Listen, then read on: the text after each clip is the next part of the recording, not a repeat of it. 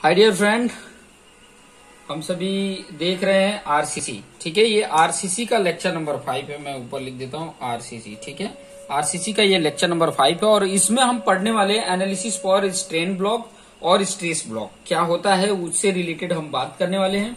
और इसमें बहुत सारे अच्छे कॉन्सेप्ट सीखोगे। आप बहुत सारे बुक उठा के देख लो, वो चीजें यहाँ पर वो चीजें शायद वहां पर न मिले, लेकिन यहाँ पर वो कॉन्सेप्ट मिल जाएगा कि एक्चुअली वो फॉर्मूला कहाँ से आता है। ठीक है, कई सारे फॉर्मूले आप डायरेक्टली यूज कर लेते हो, लेकिन वो वैल्यू कहाँ से आई वो चीजें नहीं पता होती है। तो वो वैल्यू कहाँ से आती है वो चीजें मैं आपको यहाँ पर समझाने वाला हूँ। सबसे पहला मैंने लिया है analysis for strain block. Strain block का मतलब मैं आपको पहले सबसे समझा देता हूँ कि जैसे कि कोई अगर बीम लेते हैं ना, जैसे यहाँ पे देखिए कि जैसे कि कोई आपने ये बीम लिया, ठीक है, सिंपली सपोर्टेड बीम ले लिया, ये आपने बीम लिया, सिंपली सपोर्टेड बीम। अब ये जो सिंपली सपोर्टेड बीम लेते हैं ना, तो कोई सेक्शन पे यहाँ पे कट कर देते हैं। ठीक है, यहाँ पे सेक्शन कट करो तो ये कैसा सेक्शन दिखेगा यहाँ पर मैं आपको ड्रॉ करके बता देता हूँ। मान लो ये एक्स एक्स सेक्शन है और इसको कट करोगे तो ये कैसा दिखेगा, रेक्टेंगल दिखेगा। कैसा दिखेगा, इस तरीके का दिखेगा।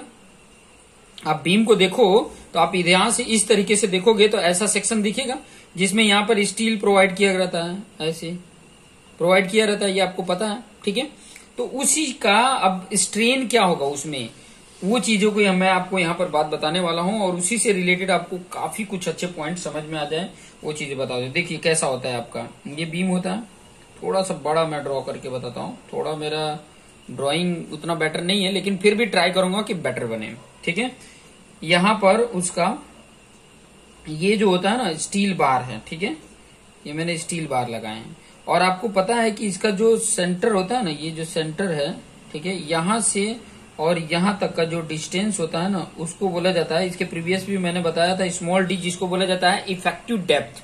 ठीक है, और यहाँ से और यहाँ तक जो होता है ना उसको कैपिटल डी से इंडिकेट करते हैं और उसको बोला जाता है ओवरऑल डेप्थ। ठीक है, ओवरऑल डेप्थ डी है और इफेक्टिव डेप्थ कहां से बोला जाता है, इसके जो स्टील प्रोवाइड किया, रेनफोर्समेंट प्रोवाइड किया उसके सेंटर से, ठीक है, सेंटर से और यहां तक ऊपर तक उसकी जो डेप्थ होती है उसको इफेक्टिव डेप्थ बोला जाता है। ठीक है, ये सारी बातें तो इसके पहले बता दिया।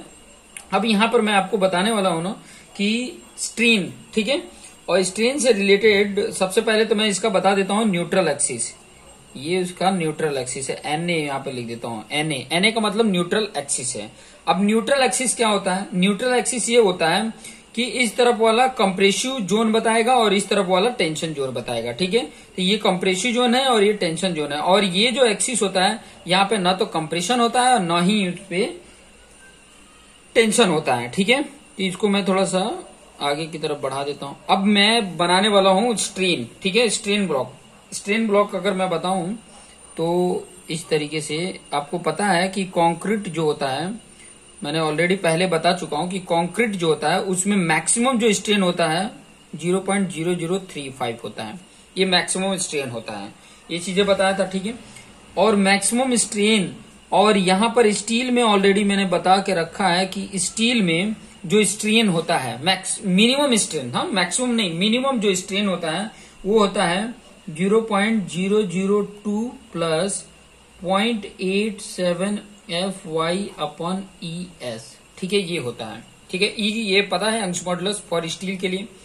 और इन दोनों को जब हम मिलाते हैं ना, ठीक है, तो ये इसके न्यूट्रल एक्सिस से ही जाता है। ठीक है, और उस टाइम पे ये बैलेंस होता है। ये क्या होता है, बैलेंस होता है। ठीक है, जितना इसका स्ट्रेन उतना इसका स्ट्रेन, ये बैलेंस करता है। ठीक है, और इस समय जो इसकी डेप्थ होती है ना, ये बैलेंस डेप्थ होती है, इसको ही बोला जाता है एक्सयू लिमिटिंग। ठीक है, एक्सयू लिमिटिंग इसको बोला जाता है। ये चीजें ध्यान में रखिएगा। ठीक है, अब आपने जो एजम्पशंस लिया था एलएसएम में, तो आपने ये चीजें डिफाइन की थी, ये चीजें भी बताई थी कि ये जो स्ट्रेन, जो रेनफोर्समेंट में जो स्ट्रेन है ये मिनिमम है, लेकिन हम मैक्सिमम तो ले सकते हैं ना।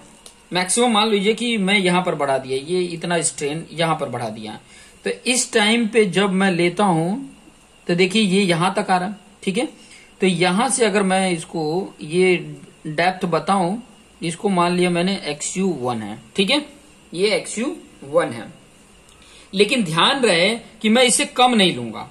कम लेता, अगर मान लो कि मैं यहाँ पे कम लेता, हालांकि ये एजम्पशंस में तो नहीं है, लेकिन अगर कम लेता तो कहाँ पे आता, देखो यहां पर उसका कट रहा है, मतलब उसकी डेप्थ कितनी आती, इतनी आती, XU2, ठीक है, XU2 आता।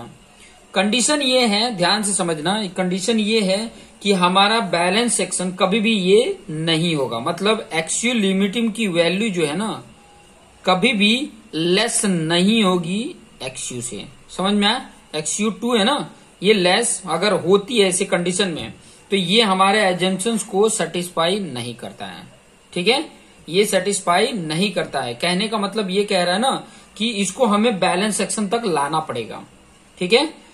इसके कहने का मतलब है कि इसमें स्ट्रेन यहां तक लाने के लिए मुझे क्या करना पड़ेगा, यहां तक लाने के लिए क्या करना पड़ेगा कि यहां पर मतलब इतनी ये जो स्ट्रेन आ सके, ठीक है, उसके लिए क्या करना पड़ेगा, मुझे बैलेंस करना पड़ेगा, ठीक है। लेकिन ये एजम्पशन में तो पहले है ही नहीं है।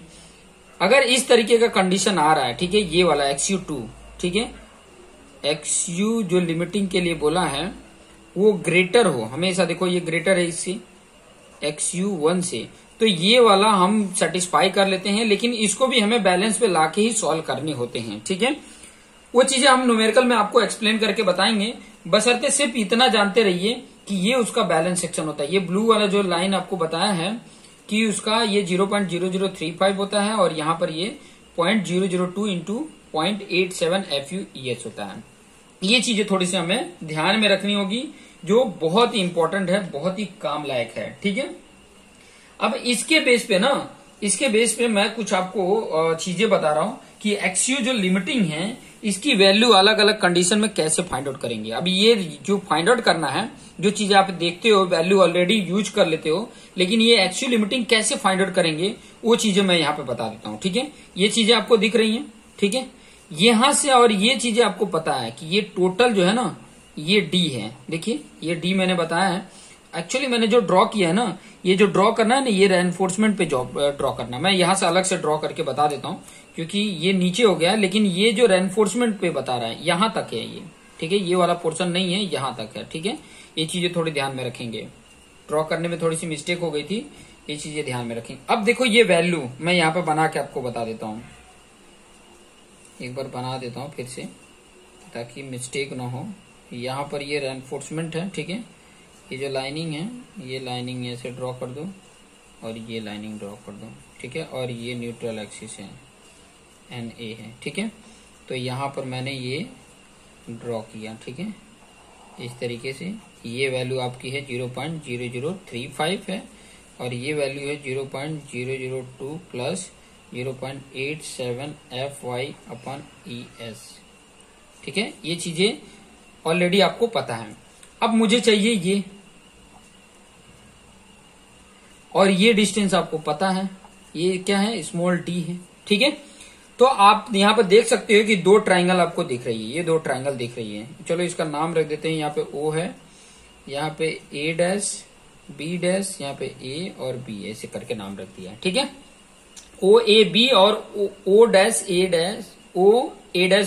ये दो ट्राइंगल दिख रही हैं, और ये दोनों ट्राइंगल देखोगे तो ये सिमिलर ट्राइंगल हैं, ठीक है। और सिमिलर ट्राइंगल में आप अगर सिमिलर ट्राइंगल पढ़े होगे 10th क्लास में भी है, नहीं पता है तो आप 10th क्लास का सब्जेक्ट ले लो, चैप्टर ले लो मैथ्स का, चैप्टर नंबर 7, उसमें ऑलरेडी बताया है कि सिमिलर अगर कोई दो ट्राइंगल है तो उसके लिए दो कंडीशन सेटिस्फाई करता है। पहला तो उसके कॉरेस्पॉन्डिंग साइड का प्रोपोर्शन होता है और उनके कॉरेस्पॉन्डिंग जो एंगल होते हैं वो इक्वल होते हैं। ये चीजें वो ऑलरेडी वो देता है।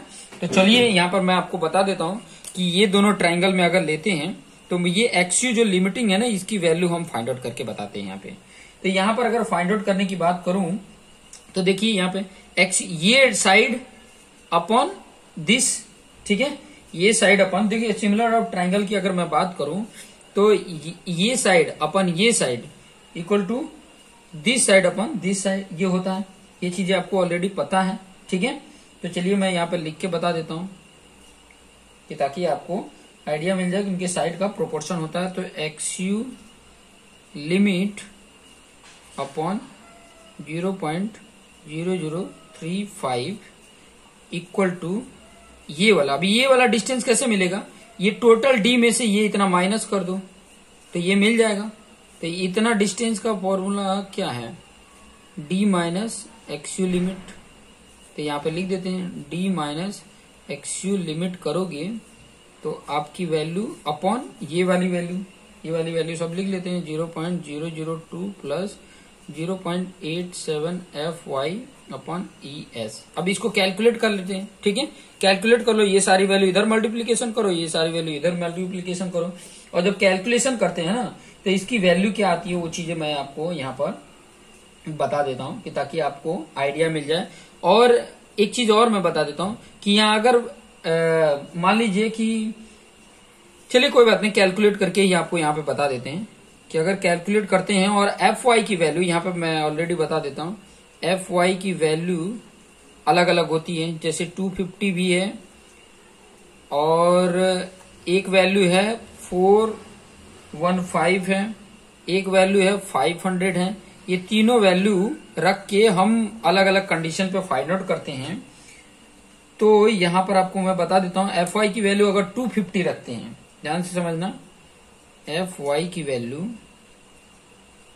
250 अगर पुट करते हैं, ध्यान से समझना, और ES की वैल्यू तो आपको पता है 2 × 10⁵ पुट करो तो आपकी XU जो लिमिटिंग है ना, ये फॉर्मूला वहीं से आती है, ये इसी फॉर्मूले में रखने से ये सॉल्व होकर आता है, ठीक है, सॉल्व होकर आता है। तो XU लिमिटिंग जो होती है वो आती है 0.53D आता है, ठीक है। अगर FY की वैल्यू 250 और ES की वैल्यू 2 × 10⁵ वैल्यू पुट करते हैं, ES की वैल्यू 2 × 10⁵ न्यूटन पर mm² होता है, ये वैल्यू पुट करते हैं तो ये वैल्यू आती है। किसके लिए ये है, FY 250 की वैल्यू पे, ठीक है। अगर वही चीज अगर मान लीजिए कि FY की वैल्यू 415 पुट करते हैं, ठीक है, और ES की वैल्यू वही 2 × 10⁵ न्यूटन पर mm² अगर पुट करते हैं तो क्या आ जाएगा, XU लिमिटिंग इक्वल टू आता है 0.48D आता है, ठीक है। और अगर FY 500 पुट करते हैं तो XU लिमिटिंग जो वैल्यू आती है वो आती है 0.46D। ये तीन वैल्यू याद रखने का, ठीक है। यहाँ पे मैं ऑलरेडी बता देता हूँ, FY एक तरफ लिख लेता हूँ, ठीक है, FY एक तरफ लिख लेता हूँ और एक तरफ XU लिमिटिंग की वैल्यू लिख लेता हूँ। यहाँ पे अगर 250 है तो यहाँ पे कितना आएगा, 0.53D आ जाएगा। अगर 415 है तो 0.48D आ जाएगा। अगर 500 है तो 0.46D आ जाएगा, ठीक है। नहीं अगर बिलीव हो रहा है तो मैं आपको कैलकुलेशन इसका दिखा देता हूं यहाँ पे, क्योंकि कैलकुलेशन बहुत इंपॉर्टेंट है। देखिए कैसे कैलकुलेट करेंगे, ये सारी वैल्यू पहले तो निकाल लो, कितनी वैल्यू हो रही है, देखो कैल्सी मैं यहाँ पर रख रहा हूं और ये सारी वैल्यू, पहले ये वैल्यू आपको निकाल के बताता हूँ, ठीक है, इससे आपको आइडिया मिलेगा। देखिए कितना हो रहा है, पहले तो 0.87 × 250 करो, कर दिया, ठीक है, डिवाइड बाई ये कर लो, ठीक है, 2 × 10⁵ हो गया, 5 जीरो लग गया, 2 के बाद 5 जीरो, ये हमने डिवाइड किया तो ये वैल्यू आ गई, ठीक है। इस वैल्यू में हमने ऐड करना है 0.002 को, ये वैल्यू आ गई, ठीक है। अभी यहां देखो ये जो नीचे की वैल्यू है ना, ये आपको मिल गई, कितना मिली, 3.087 × 10⁻³ अभी ये इसके साथ मल्टीप्लीकेशन होगा, अभी ये इसके साथ मल्टीप्लीकेशन होगा और ये इधर मल्टीप्लीकेशन होगा, तो इसके साथ देखो ये वाला मल्टीप्लीकेशन हो रहा है और यहाँ पे एक्चुअल लिमिटिंग के साथ ये मल्टीप्लीकेशन हो। जब इधर ये आएगा तो ये ऐड होगा, जब ये इधर आएगा तो ऐड होगा। चलिए मैं लिख के ही बता देता हूं ताकि आपको आइडिया मिल जाए। इसको सॉल्यूशन पे देखिए, ये आया आपका, अगर पॉइंट ये वैल्यू है, ये वैल्यू ऐसे लिख देता हूं मैं, 3.0875 × 10⁻³ एक्चुअल लिमिटिंग इक्वल टू क्या आ जाएगा, ये आ जाएगा 0.0035D माइनस 0.0035 एक्चुअल लिमिटिंग, और ये इस तरफ आएगी तो ऐड होगी और ये वाली वैल्यू ऐड होगी 0.0035, तो ऐड कर देता हूं इसमें 0.0035 ऐड किया, ठीक है। ये ऐड करने के बाद ध्यान से समझना, उसमें इसमें ही डिवाइड करना है, ऐड करने के बाद ये वैल्यू में इसकी डिवाइड करनी है, तो पहले लिख लेता हूं 0.0035 डिवाइड बाय आंसर करेंगे तो देखिए ये वैल्यू आ रही है 0.531 आ रहा है, 0.531। थोड़ा सा लाइट आ रहा है तो ये देख सकते हैं 0.53 और डी इसके साथ है ही है। तो यहां पर आप देखोगे तो एक्चुअल लिमिटिंग क्या आ जाता है 0.53 डी आ जाता है। ठीक है, ये इस तरीके से कैलकुलेट करेंगे तो आपको आसानी से सारी ये वैल्यू मिल जाएंगे। ठीक है, अब उसके बाद मैं आपको बताने वाला हूं stress analysis for stress block. ठीक है, बहुत इंपॉर्टेंट है एनालिसिस फॉर स्ट्रेस ब्लॉक में, तो बहुत सारे क्वेश्चन इसमें बन सकते हैं अगर अच्छे से इसको समझेंगे तो बड़े अच्छे से। और आप जब आरसीसी बीम का डिजाइन करेंगे ना तो बड़े अच्छे से वो पॉइंट भी आपको अच्छा आसानी से समझ में आने लग जाएंगे। तो बहुत इंपॉर्टेंट है ये चीजें एनालिसिस फॉर स्ट्रेस ब्लॉक। ठीक है, तो उसके बारे में भी मैं यहाँ पर आपको गाइडलाइंस दे देता हूँ, आइडिया दे देता हूँ कि ताकि आपको आसानी से समझ में आ जाए। ठीक है, एनालिसिस फॉर स्ट्रेस ब्लॉक।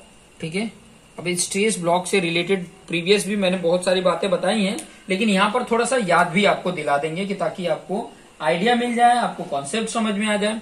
सबसे पहले तो हमने क्या लिया, उसका सेक्शन लिया, ये उसका सेक्शन है। थोड़ा इस बार और अच्छे से बनाऊंगा कि ताकि पिछले की तरह गलती ना हो। यहाँ पर मैंने 3 स्टील बार ले लिए। ठीक है, और ये उसकी लाइन जाएगी, मैं लाइन पहले बना लेता हूँ क्योंकि यही मिस्टेक करती है। ठीक है, और इसकी लाइन ये जा रही है।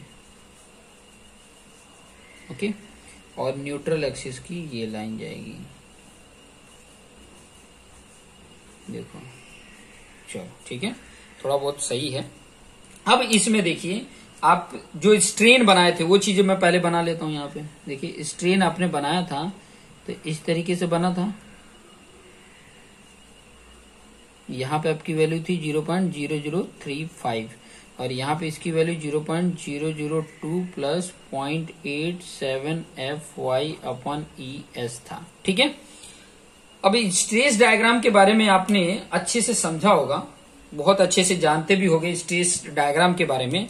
तो उसमें एक चीज आपको मैं यहाँ पे खासियत बता दूं थोड़ी सी, कि स्ट्रेस जो डायग्राम होता है ना वो 0.002% तक पैराबोलिक कर्व होता है।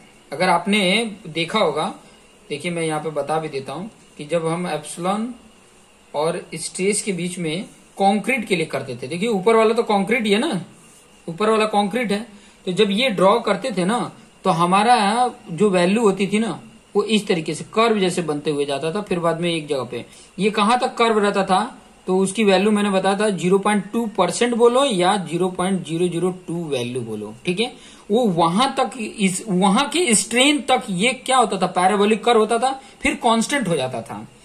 ठीक है, तो यहां से अगर मैं न्यूट्रल एक्सिस से लेता हूं, देखिए यहां से तो कैसा जाएगा, इसके जो 0.002 स्ट्रेन थे ना, यहां पर मान लीजिए उसके 0.002 स्ट्रेन है। ठीक है, तो यहां तक तो वो क्या जा रहा है, पैराबोलिक कर्व जा रहा है, ऐसे पैराबोलिक कर्व जा रहा है। फिर बाद में क्या हो जा रहा है, इस तरीके से हो जा रहा है। ठीक है, कांस्टेंट हो जा रहा है।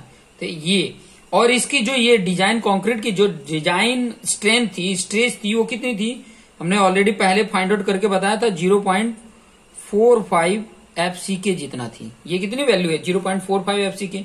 तो यहां पर भी तो वही है, जितना ये है उतना ये भी है। ठीक है, ये चीजें पता चल गई।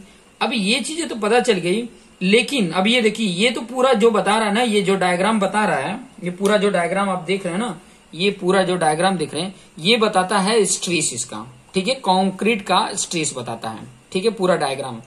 अब ये जो स्ट्रेस है एक्चुअली ये कहां पे लग रहा है, सीजी पे लग रहा है। ठीक है, तो उसकी सीजी पे ये लगेगा, और इसका जो कंक्रीट जो आप देख रहे हैं कि टेंसाइल का, वो यहां पे लग रहा है, यहां पर। ठीक है, यहां पर है ये, इस तरीके से टेंसाइल लग रहा है। ठीक है, तो कॉम्प्रेसिव वाला आपको यहां पे दिखाना पड़ेगा। ठीक है, कि कहां पे एक्चुअली लग रहा है। तो उसके लिए जब ये फाइंड आउट करते हैं ना, तो कैसे फाइंड आउट करेंगे वो चीजें भी मैं यहाँ पर आपको दिखा देता हूं। सबसे पहले तो ये चीजें ध्यान रखिए कि ये पैराबोलिक वाला है और ये वाला उसका रेक्टेंगुलर फॉर्म में है। ठीक है, इस तरीके से आपको देखने को मिल जाएगा। तो चलिए मैं इससे रिलेटेड और भी जुड़ी हुई इंपॉर्टेंट पॉइंट बता दूं कि एक्चुअली ये कितने हाइट है। ये वाली जो आपको दिख रहे हैं ना, ये इसकी हाइट ये कितनी है और ये हाइट कितनी है, ये फाइंड आउट करना बहुत इंपॉर्टेंट है, ठीक है, क्योंकि यहां पर ये काम आने वाले हैं, बहुत इंपॉर्टेंट काम आने वाले हैं, ठीक है। और ये देखो, ये तो टी बता रहा है, टेंशन जोन बता रहा है, इसके लिए सी भी तो बताना पड़ेगा। कहीं मान लो ये सी लग रहा होगा यहां पर, ठीक है, ये सी यहां पर लग रहा होगा, ये सी भी तो मुझे बताने पड़ेंगे कि एक्चुअली कौन से पॉइंट पे ये लग रहा है, ठीक है, कौन सी जगह पे लग रहा है। यहां से इसकी कितनी, ये मान लो वाई बार है, ठीक है, चीजें, तो ये कैसे फाइंड आउट करते हैं। तो सीजी फाइंड आउट करने के लिए मैंने तरीका अगर नहीं पता है, ऐसी अगर चीजें हैं, तो सीजी फाइंड आउट करने के लिए फॉर्मूला आपको अप्लाइड मैकेनिक्स के मेरे चैनल पे अप्लाइड मैकेनिक्स जाके देखो, चैप्टर नंबर 4, उसमें सीजी कैलकुलेट करने के लिए मैंने बताया है। सेंटर ऑफ ग्रेविटी या बोल सकते हो या सेंट्रॉइड फाइंड आउट करने का तरीका मैंने ऑलरेडी बताया। तो चलिए यहां पर मैं आपको सिखा भी देता हूं, ठीक है। सबसे पहले तो मुझे ये डिस्टेंस चाहिए, ये दोनों डिस्टेंस चाहिए, और ये डिस्टेंस कहां से मिलेंगे, इस कंडीशन से आपको मिलेगा, यहां से आपको देखने को मिल जाएगा। और यहां पर भी ये सिमिलर ऑफ ट्राइंगल की ही आपको फॉर्मूले अप्लाई करने पड़ेंगे। तो मान लीजिए इसको मैंने मान लिया ना, ये x1 है और ये x2 है, ठीक है। तो ये x1 और x2 कैसे कैलकुलेट होंगे वो चीजें पहले मैं कैलकुलेट करके बताता हूं, फिर बाद में इसका c कैसे कैलकुलेट करेंगे। ये c की वैल्यू, t की वैल्यू तो आपको पता है कि इसके टेंशन की डिजाइन स्ट्रेंथ जो होती है ना, इसकी स्ट्रेस होती है, वो ये होते हैं 0.87 Fy होती है, ये तो हमें पता है, ऑलरेडी हमने पता कर लिया। लेकिन C की वैल्यू ये यहां पर इतनी है, लेकिन इसका जो आप देख रहे हो डायग्राम, ये इस तरीके से है, ठीक है, कांस्टेंट नहीं है हर जगह पे। लेकिन वही अगर ये जो कंक्रीट का मैंने बनाया है वो स्टील का बनाओगे ना, तो 0.2 पे वो कांस्टेंट बताता है एकदम, ठीक है, इस तरीके से बताता है, लीनियर बताता है। लेकिन यहाँ पे लीनियर नहीं है, ठीक है, यहाँ पैराबोलिक कर्व है, फिर बाद में ये ऐसा आ रहा है। तो उसके लिए मैं आपको ये सारा कंडीशन समझा रहा हूँ, ठीक है, कि ताकि आपको एकदम एग्जैक्ट आइडिया मिल जाए।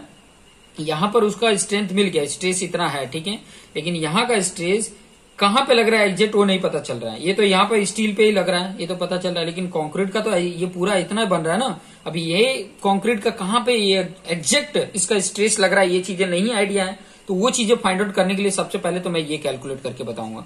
तो मैं इसको यहां से अलग यहाँ पर ड्रॉ कर लेता हूं पहले, फिर बाद में इसको भी कैलकुलेट करेंगे। यहाँ पे देखिए इस तरीके से आपका बना हुआ दिख रहा है ट्राइंगल।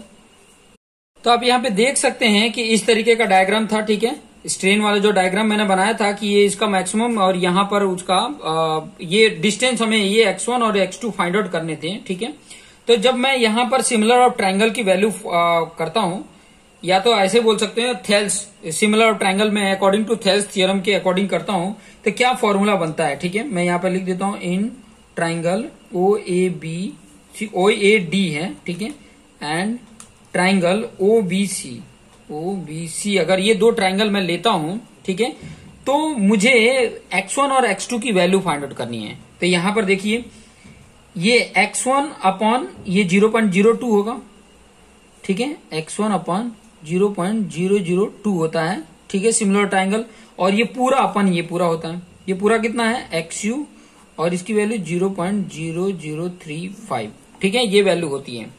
अब यहाँ पे देखो x1 इक्वल टू क्या हो जाएगा 0.002 अपॉन 0.0035 xu होता है, ठीक है, ये वैल्यू हुई।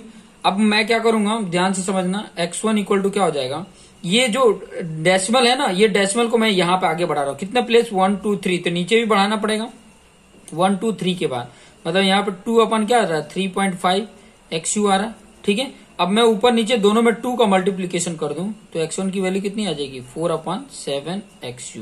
किसकी वैल्यू ये x1 मतलब ये नीचे वाली वैल्यू, x1 माना ऊपर वाली x2 लेना है। तो आपको पता है यहाँ डायग्राम देखो x1 plus x2 equal to क्या है xu है, x1 plus x2 equal to क्या है xu। तो यहाँ पे लिख सकते हैं, यहीं पे लिख दो x1 plus x2 equal to xu, ठीक है।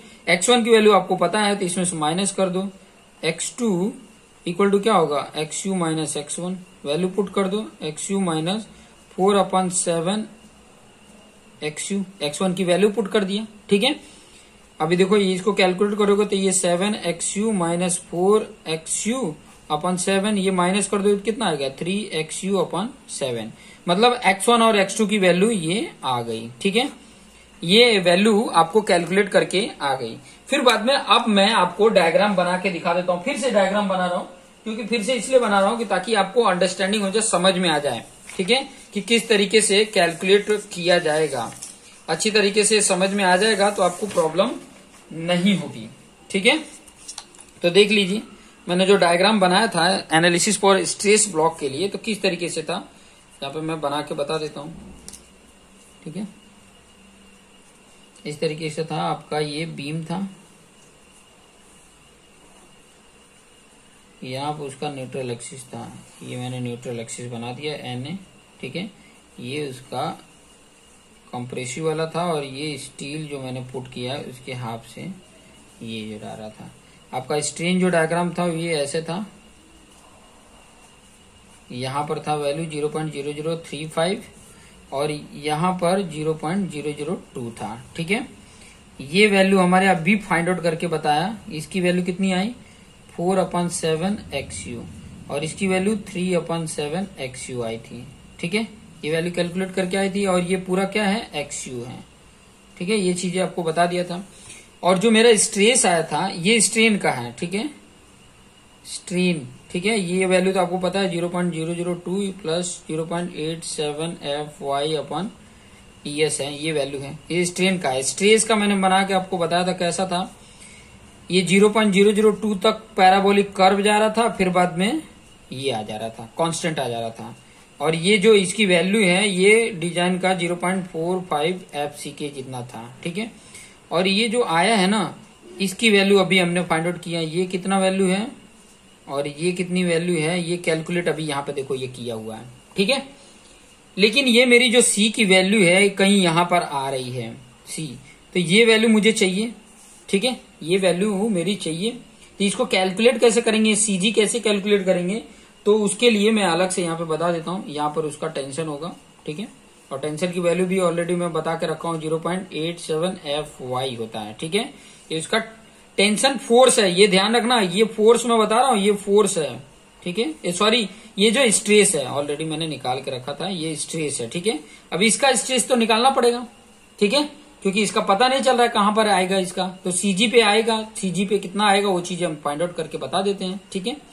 और कितने डिस्टेंस पे आएगा ये C भी फाइंड आउट कर ले। और C कैसे मिलेगा, ये वाले का ऐड करो और ये इसका ऐड करो, दोनों का ऐड कर देंगे तो आपको मिल जाएगा। तो यहाँ पे मैं बता देता हूं कि कंप्रेसिव स्ट्रेस कितना आएगा, अलग से डायग्राम ड्रॉ करके यहाँ पे बताऊंगा ताकि आपको समझ में आ जाए। जो डायग्राम ड्रॉ किया है ना इस तरीके से है, थोड़ा बड़ा ड्रॉ कर रहा हूं मैं, इतना ये पैराबोलिक है, फिर बाद में ये कांस्टेंट हो गया है, ठीक है। आपको इसकी वैल्यू पता है कि 4/7 XU है, पता है ना ये, और इसकी वैल्यू है 3/7 XU, ये भी वैल्यू पता है, ठीक है। और ये जो स्ट्रेस है कितना 0.45 FCK जितना है, ठीक है। यहाँ पे भी वही होगा 0.45 FCK। अब इसका आपको जब टोटल स्ट्रेस कैलकुलेट करना है ना, तो इसका एरिया और इसका एरिया दोनों ऐड कर दो तो टोटल आपको क्या मिल जाता है, स्ट्रेस मिल जाता है। ध्यान से समझना, इन दोनों का अगर टोटल एरिया कर दिया जाए, area of stress block equal to stress of compressive stress, ठीक है। हमने area of compressive stress block ऐसे भी लिख सकते हैं आप, या तो कैलकुलेट करके भी लिख सकते हो कि ये कंप्लीट C की वैल्यू कैसे कैलकुलेट करेंगे वो चीजें मैं बता देता हूं। तो यहां पर कंप्रेसिव स्ट्रेस टोटल ऐसे लिख सकते हैं, टोटल कंप्रेसिव स्ट्रेस जो होगा इसका जो C कैलकुलेट करोगे वो क्या आएगा, इसका एरिया मान लो ये C1 आ रहा है और इसका एरिया मान लो ये C2 आ रहा है, तो C क्या आएगा C1 प्लस C2, इन दोनों का एरिया ही इसका होगा, ठीक है। ये एरिया ही उसका कंप्लीट होगा। तो अभी ये एरिया कैसे फाइंड आउट करेंगे वो चीजें मैं आपको दिखा देता हूं। तो देखिए मैंने इसका एरिया फाइंड आउट करने के लिए क्या, ये रेक्टेंगुलर है तो रेक्टेंगुलर का एरिया क्या होगा, ये लेंथ इंटू विड्थ, ये लेंथ है, ये हाइट है, उसकी हाइट की वैल्यू ये दी हुई है, तो ये कर लेते हैं। C1 की वैल्यू यहाँ पर पहले तो लिख देते हैं कि फॉर C1, ठीक है, फॉर C1 की वैल्यू क्या आएगी यहाँ पे बता देता हूँ, कितना आ रहा है 0.45 FCK इंटू 3/7 XU, ये इतना आ रहा है। ठीक है, ये जो आपका आ रहा है ये क्या है, एरिया ऑफ रेक्टेंगुलर पोर्शन है। This is the area of rectangular portion, बहुत इंपॉर्टेंट है, जो आगे जाके आपको काम आने वाला है। तो ये एरिया, लेकिन यहां पे अगर मैं बात बोलूं कि दिस एरिया जो ये आया है ये पूरा, ठीक है, this area multiply by width B. ठीक है, विड्थ बी का मतलब ये जो आपने ये ड्रॉ किया ना, इसका विड्थ ये बी है। ठीक है, ये बी का क्यों मल्टीप्लीकेशन करें वो चीजें मैं यहां पर दिखा रहा हूं। ठीक है, width B of the section, जो सेक्शन है, जो section will give the volume of the rectangular stress.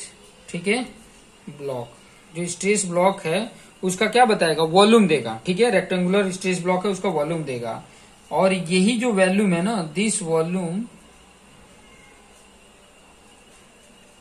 Is the compressive stress. ठीक है, कंप्रेसिव स्ट्रेस बोल सकते हो। ठीक है, कंप्रेसिव स्ट्रेस बोल सकते हैं या कंप्रेसिव फोर्स बोल सकते हैं। ठीक है, कंप्रेसिव फोर्स। ठीक है, contribute by the rectangular portion, compressive force लिख देते हैं। ठीक है, कंप्रेसिव फोर्स। ठीक है, ये क्या होता है, कंप्रेसिव फोर्स, ये क्या बन जाता है, कंप्रेसिव फोर्स बन जाता है। ठीक है, लेकिन हमें तो वहां पे स्ट्रेस चाहिए, तो कोई बात नहीं, हम कंप्रेसिव फोर्स ले लेते हैं, क्योंकि आगे जाके हमें फोर्स से ही काम लेना है। ठीक है, तो फोर्स ही मैं कैलकुलेट कर देता हूं। कंप्रेसिव फोर्स मिल जाएगा C1, जो कंट्रीब्यूट करता है, contributed by the rectangular portion. ठीक है, contributed by the rectangular portion. तो यहाँ पे आपको C1 मिल गया। ठीक है, C1 ये मिल गया। C2 का भी सेम वही प्रोसीजर है। ठीक है, और C2 का भी सेम वही प्रोसीजर है। इसकी वैल्यू अगर कैलकुलेट करनी तो क्या होता है, 2/3 दिस इंटू दिस होता है। पैराबोलिक अगर हो तो 2/3 this value into this value, तो 2/3 इंटू ये वैल्यू कितनी है, 0.45 FCK है, इंटू 4/7 XU आ जाता है। ठीक है, और इसके साथ B का भी मल्टीप्लीकेशन करने पड़ेंगे। सॉरी, यहाँ पे लिखा हुआ है। ठीक है, ये लिख के बताएं, 4.7 XU इंटू B, इसमें भी इंटू B करेंगे। क्यों करेंगे, ठीक है, ये बाद में लिखना चाहिए था, लेकिन फिर भी मैं यहीं पे लिख दिया, ये B किया। ठीक है, कि ताकि मुझे क्या मिल सके, इसका फोर्स मिल सके। ठीक है, इसका क्या मिल सके, फोर्स मिल सके।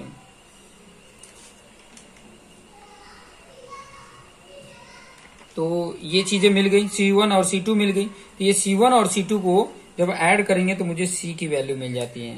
तो ये क्या था, C1 प्लस C2, ये एरिया है। ठीक है, और ये एरिया बताता है उसका कंप्रेसिव फोर्स। चलिए यहाँ पे दिखा देता हूं। ऑलरेडी आपको पता है कि स्ट्रेस का अगर उसके एरिया के साथ मल्टीप्लीकेशन किया जाता है तो फोर्स ही बनता है। तो वही चीज मैंने किया, उसका एरिया के साथ मल्टीप्लीकेशन कर दिया जाए तो क्या मिल जाता है, उसका फोर्स ही मिलता है। तो ये हमारा फोर्स ही कैलकुलेट करके आएगा। दिस वैल्यू और इस वैल्यू को ऐड करोगे तो ऐड करने पे मेरा जो वैल्यू आ रहा है, चलिए यहाँ पे लिख देता हूँ पहले, 3/7 XU इंटू B, पहले ये लिख लिया, फिर ये लिख देता हूँ, into 0.45 FCK into FCK plus ये वाली value 2/3 into 0.45 FCK plus 4/7 XU into B, यहाँ पे भी B है। इन दोनों को जब सॉल्व करोगे ना, ये वैल्यू को कैलकुलेट करके सॉल्व करोगे, देखो ये वैल्यू करो, फिर बाद में ये और ये वैल्यू करो। ठीक है, और ये वैल्यू ये इंटू में है, करोगे और ऐड कर दोगे तो आपकी जो वैल्यू निकल के आएगी ना वो ये आएगी 0.36 FCK into XU into B. ये सी क्या है? ये फोर्स मैंने निकाला है, ध्यान से समझना। ये सी क्या है? फोर्स मैंने निकाला है, ठीक है। लेकिन ये फोर्स जो लग रहा है वो ये कहाँ पे लग रहा है? ये चीजें, ये वाई बार है, ये कहाँ पे, ये कितने ये ऊपर से कितने डेप्थ पे ये वाई ये लग रहा है वो भी मैं कैलकुलेट करके बता देता हूँ कि ताकि आपको आइडिया मिल जाए। वो कैसे निकालेंगे? सीजी वाला जो फॉर्मूला उसके बेस पे निकालेंगे, ठीक है। सीजी वाला जो फॉर्मूला है उसके बेस पर हम ये कैलकुलेट करके निकालेंगे। तो वो चीजें भी मैं ऑलरेडी यहाँ ही पे बता देता हूँ कि ताकि आपको आइडिया मिल जाए कि ये कितने हाइट पर है। तो सीजी वाले फॉर्मूले में आपको ऑलरेडी पता है, एरिया तो हमने दोनों का ये निकाल ही लिया है। ये बी को सिर्फ छोड़ के ये एरिया हो जाता है, या बी भी रखोगे तो कोई फर्क नहीं पड़ता है, ठीक है, टोटल एरिया। तो ये अगर वाई बार कैलकुलेट करना है तो क्या करेंगे? यहाँ पे यहीं पे थोड़ा सा मैं बता देता हूँ। ये अगर वाई बार कैलकुलेट करना है तो यही करते थे ना, area into y1 plus area into y2 upon area plus area, पहले का दूसरे का एरिया। तो यहीं पर आप देखोगे कि इसकी वैल्यू देखो, ये एरिया की वैल्यू ये आई है, उसमें y1 मतलब इसका हाफ ये होगा, ये y1 होगा, ठीक है। फिर बाद में y2 के लिए इसके हाफ में ये ऐड कर दोगे, ये ऐड करोगे इसके हाफ में, ठीक है। तो ऑलरेडी कैलकुलेट करके निकालोगे, अगर नहीं आता है तो कैलकुलेट करके निकालो। मैं ऑलरेडी यहाँ पे बता देता हूँ, कमेंट करके बताना अगर नहीं कैलकुलेट करने आएगा तो, ठीक है। देखो एरिया ये वाला निकला है, A2 ये नीचे वाला जो निकला है ये वाली वैल्यू है, ठीक है। नीचे में ये वाली वैल्यू आपका एरिया 2 है और ये एरिया 1 है, ठीक है, समझ में आया। और इसमें y1 देखो, y1 और y2 मैं यहाँ पे बता देता हूँ, वही चीजें वैल्यू पुट कर लेना। एरिया 1 एरिया 2 मतलब C1 और C2 की जो वैल्यू लिखी है वो पुट कर देना। मैं y1 और y2 की वैल्यू बता देता हूँ, ठीक है। देखिए y1 की वैल्यू क्या होगी वो चीजें मैं यहाँ पे बता दूं। y1 क्या हो जाएगा? इसका हाफ, क्योंकि रेक्टेंगुलर का हाफ हो जाता है, क्योंकि मैं यहां से निकाल रहा हूँ, ये मेरा रेफरेंस है, इस रेफरेंस से मैं यहाँ पे बता रहा हूँ। तो 3/7XU divide by 2, divide by 2 करोगे और डिवाइड बाय 2 करोगे तो ये वैल्यू कितनी आ जाएगी? 3/14XU आ जाती है, समझ में आया? ये y1 का। अगर y2 निकालोगे तो y2 क्या होगा? पहले तो ये ऐड हो जाएगा 3/7XU प्लस इसका जो है ना, ये जो ये वैल्यू निकालते हैं ना, इसका 1/3 ये होता है, 1/3 होता है। ये चीजें थोड़ा सा ध्यान में रखेंगे तभी आपको कैलकुलेशन होगा। लेकिन ध्यान रखिए यहाँ पे बहुत इंपॉर्टेंट रोल है कि जब इधर से कैलकुलेट करते हैं ना बेस से, ठीक है, तो बेस से जो वैल्यू आती है वो क्या आती है? 1/, यहाँ पे लिख के ही बता देता हूँ क्या आती है, 1/3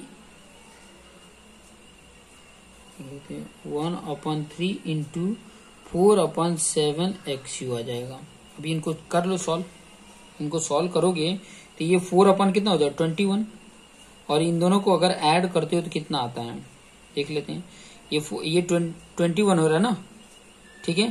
तो ये यहाँ 21 बनाना तो 3 का मल्टीप्लीकेशन करना पड़ेगा, तो 3 ऊपर भी, यह 9 और ये प्लस 4 कितना हो जाता है? 9 और 4 कितना हो जाता है? देखो चलो मैं लिख के बता देता हूँ, 3/7XU प्लस 4/21XU। अब ये सॉल्व करने तो आपको आना चाहिए, इतनी छोटी छोटी चीजें तो सॉल्व करने आनी चाहिए, ठीक है। मैं डायरेक्ट ये 21 और फिर बाद में ये 3 9 प्लस 4 कितना हो रहा है? 13/21XU आ जाएगा, ठीक है। ये वैल्यू पुट कर दो, ये 13/21XU की वैल्यू इसमें y2 की जगह पे y1 की वैल्यू पुट कर दो। एरिया 1 C1 और C2 है, ये वैल्यू पुट करोगे तो y बार की जो वैल्यू आएगी ना वो यहाँ पे मैं लिख देता हूँ, जो इम्पोर्टेंट है वो वैल्यू आएगी आपकी 0.42XU आएगी। ये जो y बार की वैल्यू होगी ना ये वो 0.42XU जितनी आएगी, ये काम की है, ठीक है। आपने सेपरेटली कर लेना है। मैं यहाँ पर क्योंकि ये वीडियो का लेंथ काफी बड़ा हो जाएगा इसलिए मैं पूरा उतना ज्यादा कैलकुलेट करके नहीं बता रहा हूँ आपको। ये C की वैल्यू ये बहुत ही काम आने वाली, ये C की वैल्यू याद रखिएगा, ठीक है। आगे जब हम कैलकुलेट करेंगे ना, आगे के मैं प्रॉब्लम्स आपको बताऊंगा, आगे जो वीडियो आने वाले वो चीजें मैं बताऊंगा कि सबसे पहला जो कंडीशन होता है वो होता है कि न्यूट्रल एक्सिस का पोजीशन पता करना, ठीक है, कि न्यूट्रल एक्सिस का पोजीशन का है, कितने डेप्थ पे है, XU फाइंड आउट करने के लिए आता है। और एक्सयू के बेस पे ही हम डिसाइड करते हैं कि एक्सयू लिमिटेड के वो बराबर है या नहीं है। बराबर है तो बैलेंस सेक्शन पे है, ठीक है, और नहीं है तो उसके लिए क्या करना है, वो सारे कंडीशन हम नेक्स्ट वीडियो में देखते रहेंगे। तो देखते रहिए और अपने आप को बेस्ट बनाते रहिए। Thank you for watching this video.